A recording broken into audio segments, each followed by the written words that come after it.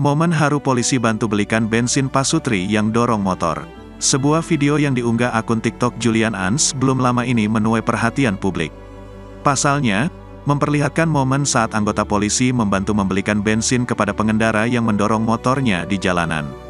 Seperti terlihat di video, mulanya, ada pasangan suami istri, Pasutri, yang motornya kehabisan bensin sehingga mereka harus mendorong motor sampai menemukan penjual bensin eceran.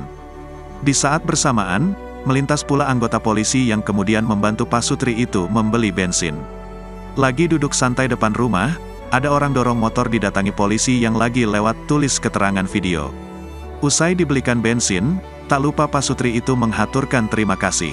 Momen itu pun sungguh mengharukan karena berakhir saling melempar senyum antara si polisi dengan Pasutri. Terharu aku lihatnya, tulis si pengunggah video. Tentu saja, selain si pengunggah, warganet yang menyaksikan juga dibuat terharu dengan aksi kemanusiaan tersebut. Semoga dibalas oleh Tuhan kebaikan bapak-bapak polisi, ujar seorang warganet.